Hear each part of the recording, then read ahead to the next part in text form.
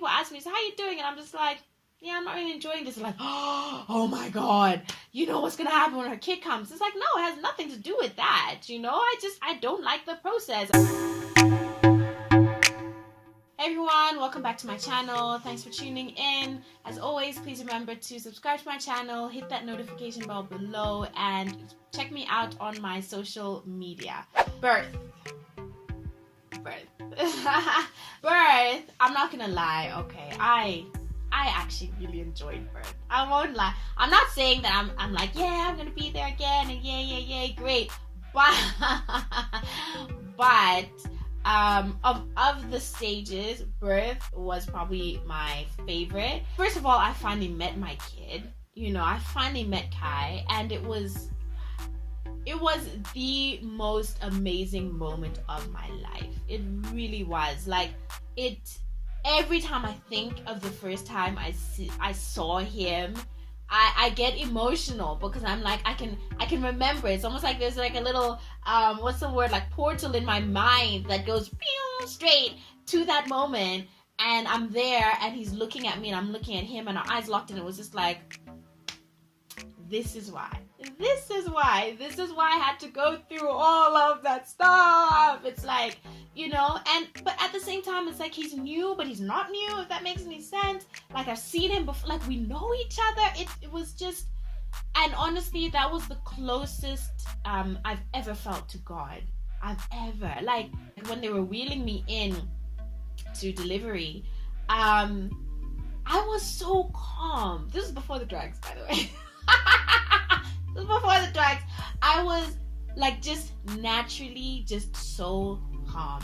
I said several prayers, but I was so calm in doing so. I was like, okay, this is it now. I was like, I'm ready.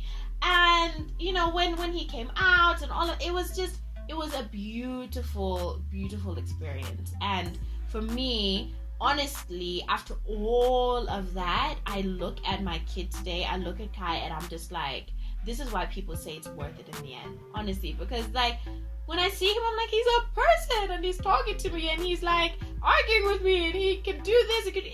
It's amazing. There's this, I spoke about it recently in a blog post, there's a magic to watching this helpless little being, become a person. I'm like, well, damn, it's just awesome. It's really, really awesome. I expected, again, very Hollywood-like, oh my God, I'm in labor, what do I do, like going crazy. I had a little bit of that, not me though, Kev did. Kev didn't believe I was in labor. Kev didn't believe I was in labor, so I told him. He's like, yeah, okay, it was only when he was speaking to the hospital and they're like, is she this, is she this, is she this? And he's like, yeah, they're like, you need to bring your wife to the hospital, like, now she's in labor. And he was like, oh, okay. So it was like a proper, what do you call it, like high-speed car ride to the hospital. He ran through red lights. It was like 10 p.m. at night. He ran through red lights, what all of that. Like, so I had a bit of that Hollywood moment. He rushed me to the ER, put me in the wheelchair and stuff, and I'm laughing, but it was funny. I was like, babe, just calm down, I'm okay. So that was my Hollywood experience, but everything else was like, I'm chilled, I'm calm. It was beautiful, and it was like, honestly, my favorite part of the experience.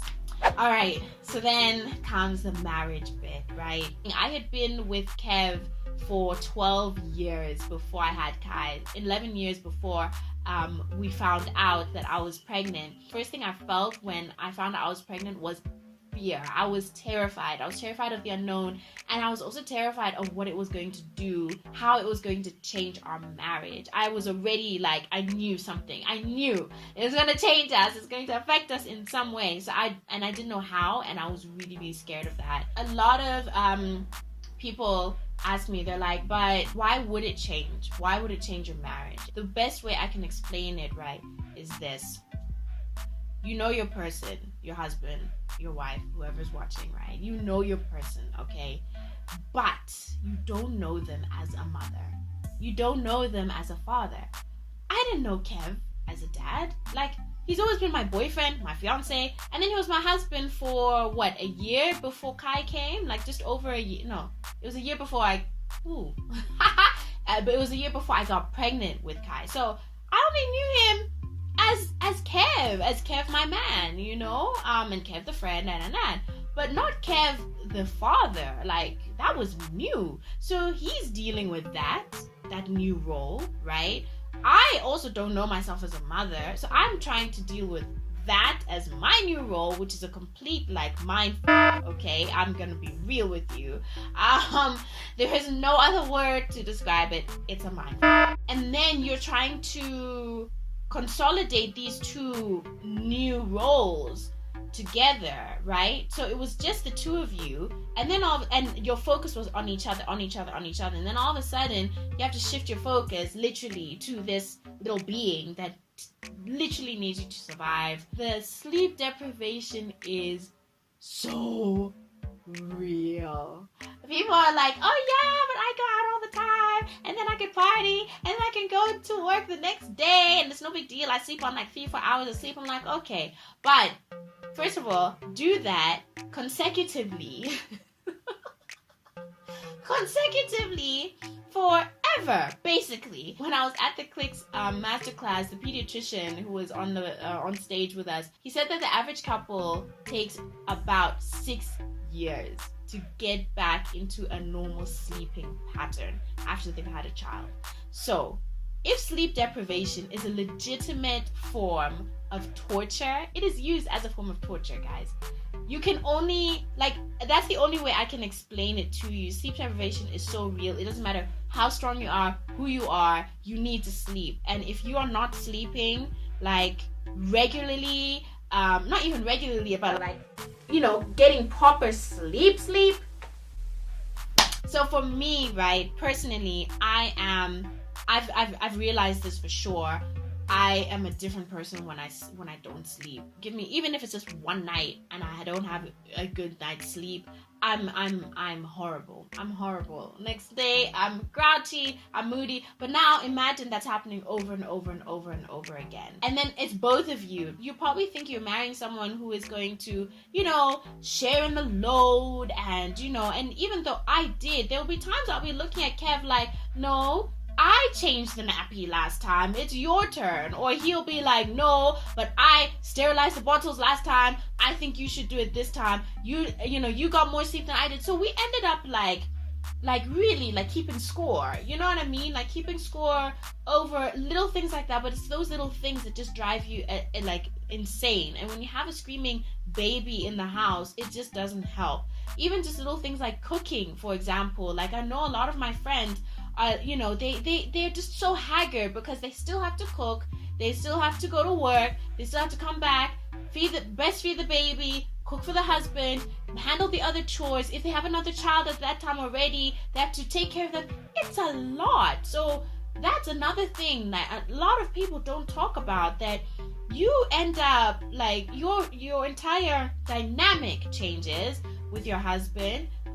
You realize just how much work you have to do, especially moms. Even though your man can be very hands-on, and I thank God every day that my husband is, and he can be, and that's why I married him. I made a very conscious choice there. But when you're in the thick of things, all of that falls away. Honestly, it falls away. So you just need to keep at it. And the only way that we got out of that sort of cycle was talking. We talked. We had to keep the communication lines open. We were brutally honest with each other. Not mean, but just honest, just upfront. Like, hey, this situation.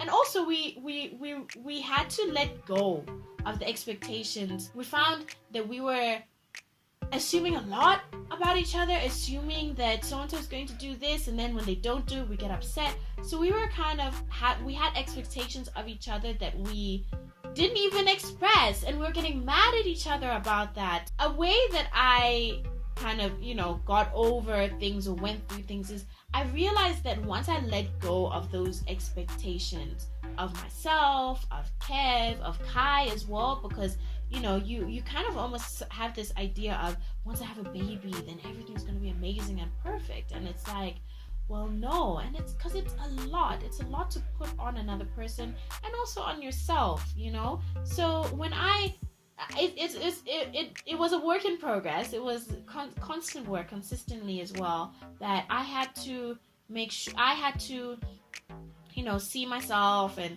like really become more self-aware, and what I'm doing, what I'm saying. If I need a break, I ask for one, or I say that I'm gonna have a break.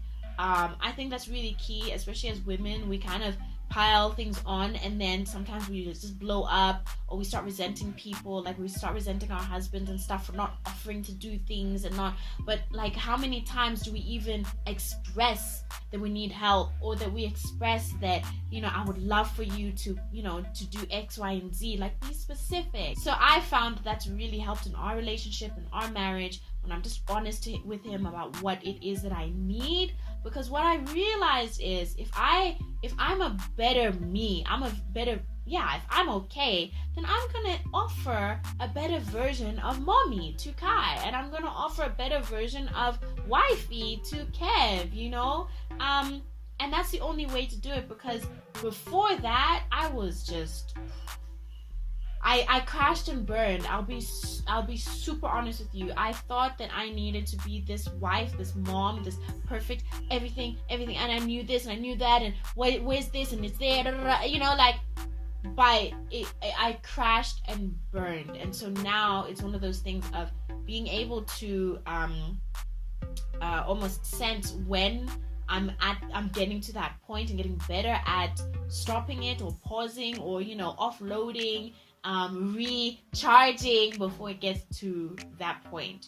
Like I said, I do want to have another video where Kev and I actually discuss how parenthood, especially the new like phase of parenthood, that beginning newborn stage, affected us and our marriage, and how we worked through it. Let me know if you'll be interested in that video. So leave a comment below. Let me know what you think of this video, if you found it helpful, informative, if there's any other topics that you would like for me to chat on, to give you the truth, okay? Let me know how you found new motherhood and new parenthood and birth, and how, if at all, it affected your marriage. How did you get out of it? Are you still in the trenches? Please make sure to subscribe to my channel, hit the notification bell below, and follow me on my social media platforms, and watch my other videos while you're here, and I will catch you in the next video.